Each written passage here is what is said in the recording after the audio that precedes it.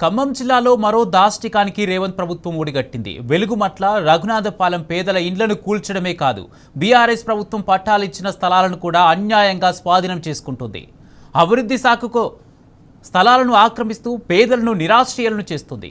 ఎలాంటి అవసరం లేకున్నా 350 మంది పేదల ప్లాట్లను స్వాధీనం చేసుకోవడం ఇప్పుడు వివాదాస్పదంగా మారింది. బాధితుల పక్షాన బీఆర్ఎస్ రంగంలోకి దిగి న్యాయం దక్కే వరకు అండగా నిలుస్తామని హామీ ఇచ్చింది. రఘునాథపాలెంలో పేదలపై ప్రభుత్వ దాష్టికానికి సంబంధించి మరింత సమాచారం ప్రతినిధి సాంబశివరావు అందిస్తారు.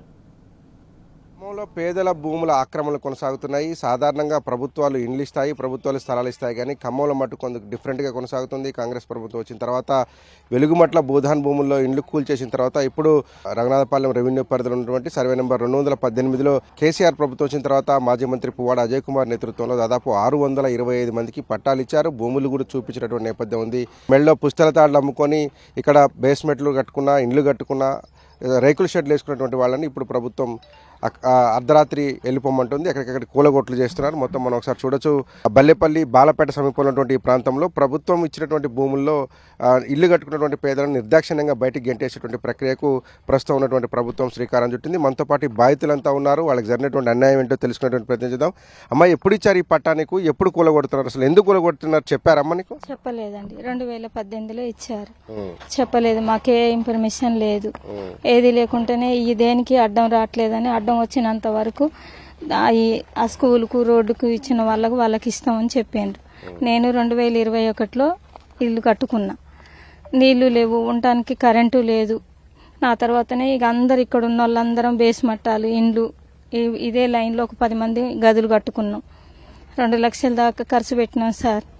ఆడిన తీడిన తప్పు తెచ్చుకున్నాం. ఇంకా దాని బాబుతోదే ఇంకా మాకు కొంచెం ఉంది బాకీ తీర్చుకుంటానికి. ఉన్నది కాబట్టి చెప్పకుండా కూలగొట్టింది సార్. కూలగొట్టే వాళ్ళు ఏం చెప్పాలి? అమ్మ నీకు ఇంకొక ఆడ చూపిస్తున్నామని ఆ ప్లాట్ చూపించి ఇది కూలగొడితే మాకింత బాధ ఉండదు. ఇప్పుడు మళ్ళీ నేను ఎక్కడ తెచ్చుకున్న అప్పే తీరదా, చేసుకుంటే పనికి పోలేకపోతాంటివి, చేసుకుంటేనే బతుకుతాం సార్. మాకు న్యాయం కావాలి. అమ్మా, ఇప్పుడు మీరు ఎవరైనా కలిసారా? ఇప్పుడు మంత్రి తుమ్మల గారు ఉన్నారు, కలెక్టర్ ఉన్నారు. పోయినాం, 4 సార్లు పోయినాం సార్. తుమ్మల సార్ కాడికి కూడా 4 సార్లు పోయినాం. వారం 10 రోజుల్లో చూస్తామమ్మా ఇస్తారని వాళ్ళ చేతి కింద ఉన్న సార్లకి ఈ జిరాక్స్లు ఇవ్వమంటే ఇచ్చిన ఆయన ఫోన్ నెంబర్ తెచ్చుకున్నాం. మళ్ళీ ఫోన్ చేస్తే ఫోన్ ఎత్తారు, సమాధానం లేదు. భూములు మీకు ఎప్పుడు ఇచ్చారమ్మా? ఇప్పుడు ఎందుకు కూలగొడుతారు? ఏమైనా సమాధానం చెప్పారా? ఎందుకు? 2018లోనండి. ఎప్పుడు ఇచ్చారు? మాకు ఆయన ఇచ్చారు, వాళ్ళ అజయ్ కుమార్ గారు ఇచ్చిండ్రు.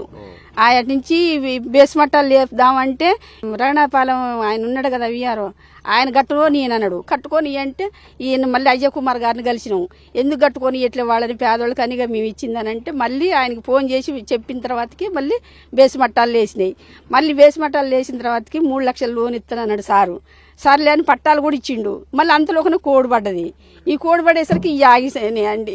మేము ఎట్నో గట్ట సర్లే అని కొంతమంది ఇల్లు వేసుకున్నాం. మేము కూడా ఇల్లు వేసుకున్నా. నేను పుస్తల తాడు కూడా కుదపెట్టుకొని వేసుకుంటే ఇప్పుడు మళ్ళీ ఆ వడ్డీ కట్టలేక మళ్ళీ అమ్మేసుకుంటే ఇప్పుడు మా పరిస్థితి ఏంది? అది గూలగొట్టినావు, మాకు చూపించినాకనే కదా తీయాలి.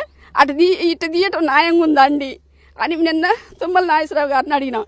అడిగితే ఏం చేయమంటావమ్మా? ఏంది నువ్వు కట్టినావు, ఏడగట్టినావు ఏంది అని గర్రగా మాట్లాడుతాడు. అట్లా న్యాయమేనా అది? అట్లా మాట్లాడటం? మేము ఇంత బాధలో ఉండి మేము అడుగుతుంటే అమ్మ చూపిస్తాం చేస్తాం అని అనాలే. ఇట్లా అనటం ఏంది? మేము ఇంక అక్కడికి పోవాలి. అధికార పార్టీ ఆయనే కదా, అట్టనే అనేది. అందుకనే మరి ఈ సార్ని కలిసినాము. ఇక ఏం చేసేవి? పేదల ఆవేదన ఈ రకంగా ఉంది. వాళ్ళు ఆవేదన వ్యక్తం చేస్తున్నారు. అమ్మ, ఎప్పుడు వచ్చింది మీకు ఈ ఫ్లాట్? ఎందుకు కూలగొడుతున్నారని ఏమైనా చెప్పారా? నిర్దాక్షిణ్యంగా ఇండ్లు కూలగొడుతున్నారు. చెప్పలేదు సార్. కూలగొట్టుకుంటా 2018లో ఇచ్చారు. మళ్ళీ అప్పుడే బేస్మెంట్ అలా వేసుకున్నాం. మళ్ళీ కరోనా వచ్చింది 3 సంవత్సరాల వరకు. మళ్ళీ ఇప్పుడే చెప్పకుండా తీసేది సార్. చాలా మంది బాధితులు కన్నీటి పర్యంతం అవుతున్నారు. ఇంకా చాలా మంది ఇక్కడ ఉన్నారు. ఏం జరిగిందన్న? అసలు ఎందుకు ఇట్లా కూలగొడుతున్నారు? 2018లో ఇచ్చిన తర్వాత మేము ప్లాట్లలో మొత్తం బేస్మెంట్లో అక్కడిక్కడ అప్పు చేసి కట్టుకున్న తర్వాత కొన్ని రోజులకి పువ్వాడ అజయ్ కుమార్ గారు మా బాధలు చూడలేక ఆయన 3 లక్షల రూపాయలు లోన్లు శాంక్షన్ చేశారు ప్రతి పేద ప్రజానికానికి. శాంక్షన్ చేసిన తర్వాత ఈ లోపల ఎలక్షన్ కోడ్ పడి మాకు డబ్బులు రాలేదు. రాకపోవడంతో కొన్ని రోజుల తర్వాత మళ్ళీ ఎలక్షన్లు పడి ప్రభుత్వం మారిపోయింది. ప్రభుత్వం మారిపోయినప్పటి నుంచి ప్రతిరోజు కూడా మమ్మల్ని ఇక్కడికి వచ్చి అందరు బెదిరించుడే. ఎంఆర్ఓ కానీ ఆర్డీఓ గారు, డిఆర్ఓ కానీ వీళ్ళందరూ విఆర్ఓ కూడా వచ్చి మమ్మల్ని కట్టుకోవద్దు మాకు టీఆర్ఎస్ ప్రభుత్వంలో మాకు పట్టాలు పంచారు. మరి కాంగ్రెస్ ప్రభుత్వం వచ్చిన తర్వాత ఎందుకు ఇంత అన్యాయానికి దిగజారుతుందో మాకేం అర్థం కావట్లేదు. ప్రతి ఒక్క రోజు కూడా వచ్చి ఇక్కడ రాత్రులు నిద్రపోయినాం. ఇల్లు కట్టుకున్నాం, ఒక్కొక్కరు వచ్చేసి 4-3 లక్షల రూపాయలు పెట్టి ఖర్చు పెట్టి కట్టుకున్నాం. ఇప్పుడు ఇదే సార్ దగ్గరికి పోతే సార్ అన్నారు కదా మీకు న్యాయం తప్పకుండా చేస్తామని చెప్పి అన్నారు. ఆ న్యాయం ప్రకారంగా నడుద్దామని ఉద్యమం లాగా తయారయ్యి మా ఇల్లు మేము సాధించుకోవడం కోసం మళ్ళీ బీఆర్ఎస్ ప్రభుత్వాన్ని ఆశ్రయించినాం. సార్ మా స్థలాలన్నీ పోయినాయి. అంగ వేసి పిల్లర్స్ వేసి కట్టుకున్నాను, నేను వెళ్ళి మీరు కూడా వేసుకున్నా.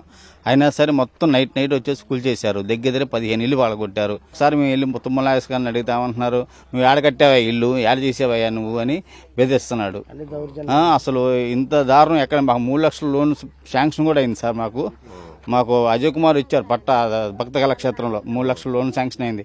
ఆ శాంక్షన్ వచ్చి ఇల్లు కట్టుకుందామని వెళ్ళేసరికి అనుకోకుండా ఎలక్షన్ కూడా అనౌన్స్ అయింది. ఇల్లు కట్టుకుంటే నైట్ పూట వచ్చేసి కూల్ చేసేస్తారు మా అన్ని. ఇప్పుడు అవసరం ఉన్నాయి కూల్చారు, అవసరం లేని కూల్చారు, ఎక్కడ ఏమి లేనటువంటి అన్ని కూడా కూల్చేసినటువంటి నేపథ్యం ఉంది. నాగరాజు గారు, బీఆర్ఎస్ పార్టీ తరఫున మీరు పోరాటం చేస్తామన్నారు.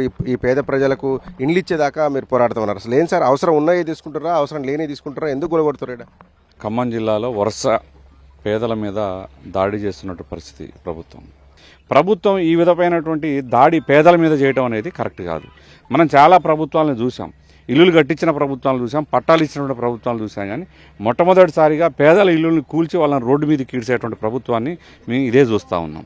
గతంలో బీఆర్ఎస్ పార్టీ ఇక్కడ 10 సంవత్సరాల్లో ఎన్ని పట్టాలు ఇచ్చిందనేది ప్రజలందరికీ తెలుసు. ఎక్కడ స్లమ్లో ఉన్నటువంటి వాళ్ళందరినీ కూడా తీసుకుపోయి మంచి సువిశాలమైనటువంటి ప్లేసుల్లో మౌలిక సదుపాయాలు వాళ్ళకి కల్పించి అక్కడ పట్టాలు ఇచ్చడం జరిగింది కొన్ని వేల మందికి. మరి వాళ్ళు చూస్తూ ఉంటే అంత ఆపోజిట్గా ఉంది. ఇదేనా ప్రజాపాలన అంటే ప్రజలకి అందరికీ మంచి చేసే పాలన ఉండాలే కానీ ఇవాళ పేద ప్రజల్ని రోడ్డుకి ఇచ్చేటువంటి పాలన ఈ ప్రజాపాలన అయిపోయింది. మేము ఖచ్చితంగా డిమాండ్ చేస్తా ఉన్నాం ఈ ప్రభుత్వాన్ని, ఇక్కడ ఉన్నటువంటి 3 మంత్రులను కూడా. ఆ రోజులు పట్టా పంచేటువంటి కార్యక్రమంలో కూడా ఎంపీగా పొంగులేటి శ్రీనివాసరెడ్డి గారు అదే డయాస్ మీద మరి ఎంపీ హోదాలో వచ్చి వారు కూడా పట్టాలు ఇచ్చారు, అందించారు.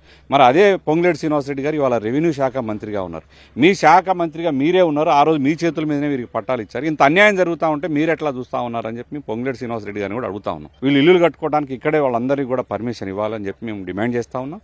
ఎట్టి పరిస్థితుల్లో వాళ్ళకి ఇంకా మీరు ఇల్లులు కట్టుకోకుండా వాళ్ళని ఇట్లే కూల్చివేతలకి వాళ్ళని రోడ్డు మీద పడేయాలని చూస్తే మాత్రం బీఆర్ఎస్ పార్టీ తరఫున పెద్ద ఎత్తున ఉద్యమం చేస్తాం. ఆనాడు భూదాన్ బాధితుల విషయాన్ని ఎట్లా బీఆర్ఎస్ పార్టీ నిలబడి పట్టాలు మరి మీ మెడలు వంచి పట్టాలు ఏ విధంగా సాధించామో అదే పద్ధతిలో ఖచ్చితంగా ఈ బాధితుల తరఫున నిలబడి కూడా మేము పోరాటం చేస్తానికి సిద్ధంగా ఉన్నాం. 625 మందిలో అవసరం ఉన్న ప్లాట్లు, లేని ప్లాట్లు కూడా తీసుకున్నారు. ఇంటిగ్రేటెడ్ స్కూల్ పేరుతో కొన్ని, మెడికల్ కాలేజ్ పేరుతో కొన్ని, అట్లాగే హైవే అమరావతి హైవే పేరుతో తీసుకున్నారు. నిర్దాక్షిణ్యంగా మొత్తం కూల్చివేతలకు పూనుకున్నారు. ఖచ్చితంగా వీళ్ళందరికీ కూడా న్యాయం జరిగే వరకు పోరాడతామని చెప్పి బీఆర్ఎస్ పార్టీ చెప్తోంది. గతంలో ఏదైతే భూదాన్ భూముల్లో ఏ రకంగానైతే పేదలకు పట్టాలు ఇచ్చే వరకు కొట్లాడిందో అదే తరహాలో మళ్ళీ ఒక పెద్ద ఉద్యమాన్ని నిర్మిస్తామంటూ కూడా ప్రభుత్వాన్ని హెచ్చరిస్తుంది. విడుదల నారాజుతో కలిసి సాంబశివరావు, టీ న్యూస్, ఖమ్మం నుంచి.